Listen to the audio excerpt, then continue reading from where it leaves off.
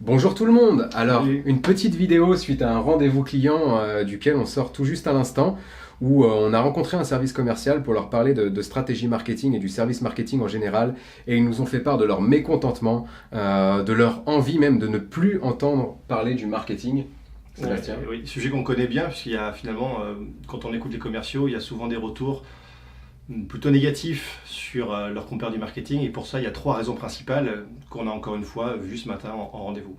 La première, c'est que le marketing, malheureusement, navigue à vue et il n'y a pas de stratégie marketing. Oui, exact. Alors effectivement, ça c'est une grosse problématique qu'on rencontre dans les entreprises aujourd'hui, c'est que les directeurs, la direction tentent des coûts marketing de temps en temps au gré de budgets supplémentaires quand ils ont un petit peu de temps à passer et qu'ils se disent bah là c'est un peu un temps mort dans l'activité, on a Ouais. besoin de prospects donc on va mettre en place des actions marketing.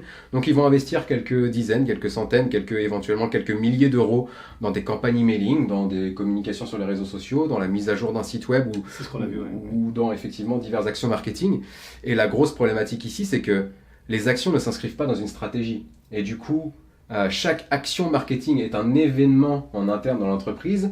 La direction ou le marketing vient vendre cette action aux commerciaux en leur disant vous allez voir, là on lance un emailing, ça va être super, on va générer gavé de leads, j'ai envie de dire, beaucoup de leads. Ouais. Et finalement, comme les actions ne s'inscrivent pas dans une stratégie, les résultats ne suivent pas.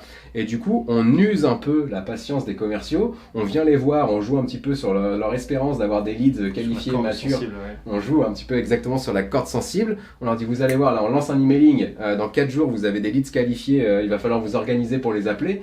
Et 4 jours plus tard, ils se retrouvent soit à appeler des leads qui ne sont pas qualifiés, soit ils se retrouvent avec zéro leads. Ou sinon, pas du tout de nouvelles du marketing, c'est ce qu'on a vu ce matin, où finalement des actions ont été lancées d'un côté, et les commerciaux restaient dans l'attente de retour. Alors, plusieurs semaines après la première annonce, ils faisaient le deuil finalement des leads qu'ils pouvaient gérer, parce qu'ils se rendaient compte qu'il n'y en aurait pas.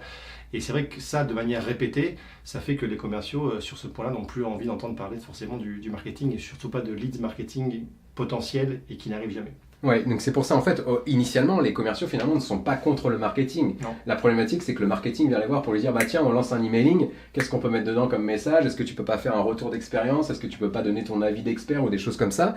Donc le commercial fait des petites choses aussi. Il s'investit dans l'action marketing en question en se disant bah ça va me rapporter des leads, ça va me rapporter des prospects, du business, donc c'est super.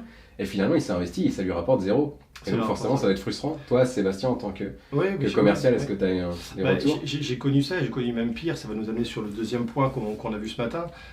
C'est qu'on est sollicité sur des éléments. Le marketing se rend compte qu'il n'y a pas de valeur ajoutée par rapport à leurs actions, il n'y a pas de lead généré. Et du coup, les commerciaux ne souhaitent forcément plus participer à des réunions avec le marketing puisqu'ils se rendent compte qu'on s'investit, on fait des choses, mais il n'y a pas de retour. Donc laissez-moi entre guillemets travailler, laissez-moi faire mon métier de découvrir des besoins potentiels clients, faire de la prospection à l'ancienne, même si c'est des choses qui sont plus forcément adaptées, elles rapportent quand même des contacts intéressants. Et le deuxième point, du coup, c'est que le marketing vient solliciter le commerce, normalement, n'a plus envie de travailler avec le marketing pour les raisons qu'on vient d'évoquer, et le marketing avance tout seul dans son coin. Oui, et là je peux faire mon mea culpa, hein. Clairement j'ai travaillé dans différentes entreprises au début de ma carrière en tant que chef de produit, en tant que responsable marketing, chargé marketing digital, des postes un peu comme ça, où effectivement, moi concrètement, d'aller travailler avec les commerciaux, ça m'intéressait pas et j'en avais pas envie et j'en voyais surtout pas l'intérêt. Donc j'ai mis en place des stratégies marketing, j'envoyais des emailing, générais des leads, en me disant bah voilà je vais les transférer aux commerciaux, ils vont être contents. Et quand je voyais que les commerciaux n'arrivaient pas à les convertir, j'avais plutôt tendance à dire mais en fait les commerciaux ils sont nuls, ils savent pas convertir des leads, je leur apporte des leads qui sont qualifiés selon moi, qui sont intéressés par nos produits et services et les commerciaux n'arrivent pas à les convertir. La thématique va dans l'autre sens où les commerciaux vont plutôt dire que le marketing est nul parce que le marketing n'envoie que des leads de mauvaise qualité. Et ça c'est encore un autre sujet sur qu'est-ce qu'un leads, finalement un leads qualifié, un leads mature. Très souvent la définition n'est pas la même direction, service marketing et service commercial.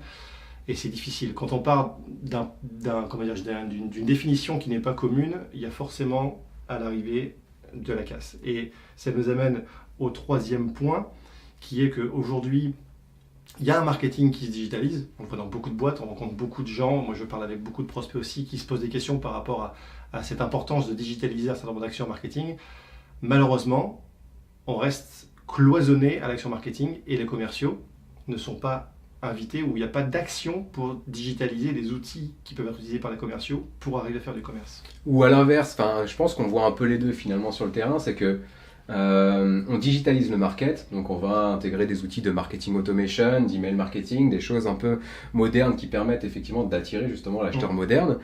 Et derrière, forcément, la génération de leads, la manière dont on prend rendez-vous avec un commercial, la manière dont on commence à entrer en contact quand on est prospect avec une marque, font que le boulot de commercial en lui-même change. Oui. Et indirectement ou directement, peu importe finalement, le quotidien du commercial, je pense, se retrouve modifié par les modifications, la digitalisation qu'on va apporter au niveau du marketing.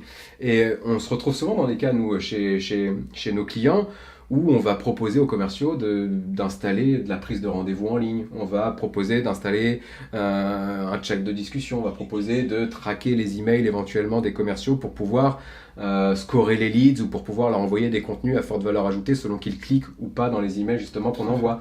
Et tout ça font que le commercial, s'il n'est pas accompagné par la direction ou par le marketing en tout cas, et qu'il n'est pas sensibilisé à la digitalisation, parce que finalement le métier de commercial, on le sait aujourd'hui, si on continue de le faire comme il y a 5-10 ans, ça ne fonctionne plus. Ça fonctionne beaucoup moins bien. Ça fonctionne beaucoup moins bien, et donc le commercial doit revoir son quotidien, doit revoir sa manière d'évoluer, et donc il le fait de manière subie parce que le marketing met en place des choses, mais si derrière le management, la direction, n'impose pas une vision, en tout cas ne transmet pas une vision, ne transmet pas l'intérêt justement d'évoluer et d'aller vers ces nouvelles technologies-là aux commerciaux, ils se retrouvent à faire des choses dont ils ne comprennent pas forcément l'intérêt, ou alors ils se retrouvent en tout cas déstabilisés dans le quotidien. Ou alors on leur amène des outils sur lesquels ils ne comprennent pas la valeur ajoutée parce qu'on ne leur a pas expliqué les choses.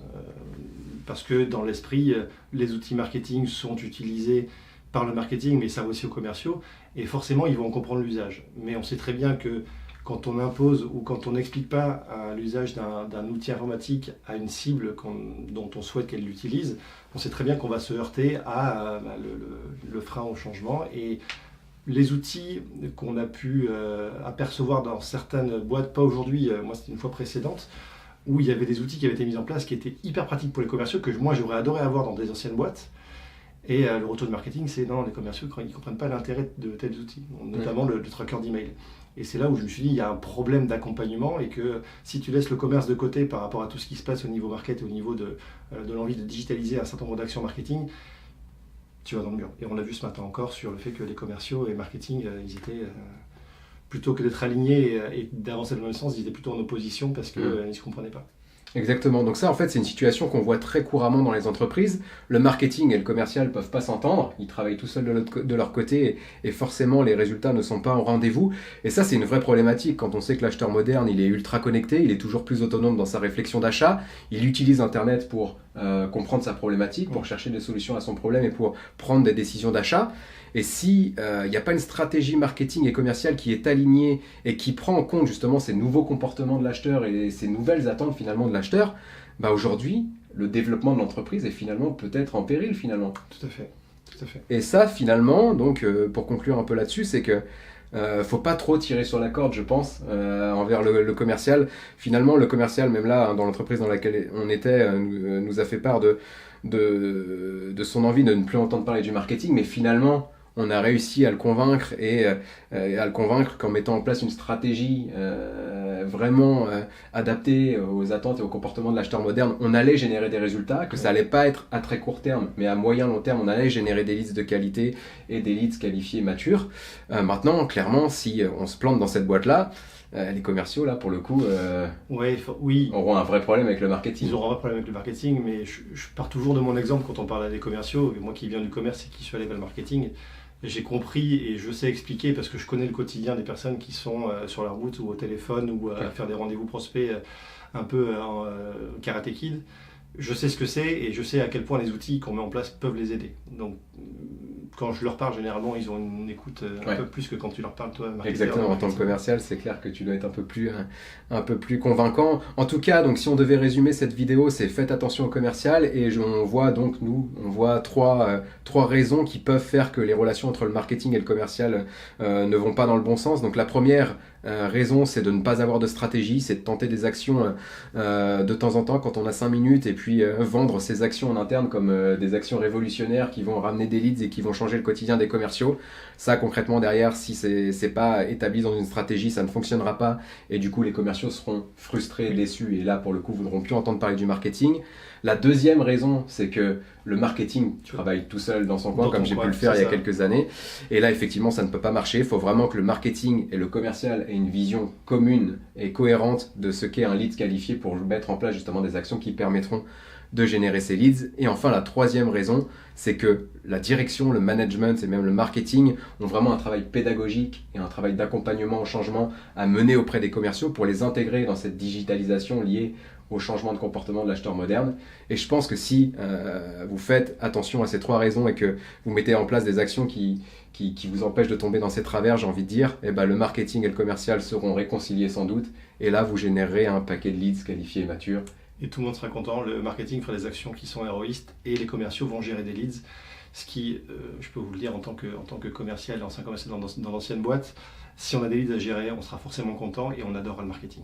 Voilà, donc n'hésitez pas à vous renseigner sur le sujet de l'alignement marketing et vente. Vous pouvez aller sur notre blog ludosln.net, on a pas mal d'articles sur le sujet. Vous pouvez nous retrouver sur les réseaux sociaux, @ludosln pour me retrouver sur Twitter, @sebwest pour retrouver Sébastien sur Twitter également. On est présent sur LinkedIn, Facebook.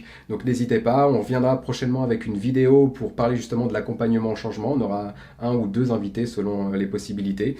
Donc restez connectés et puis à très bientôt. Salut! Ciao!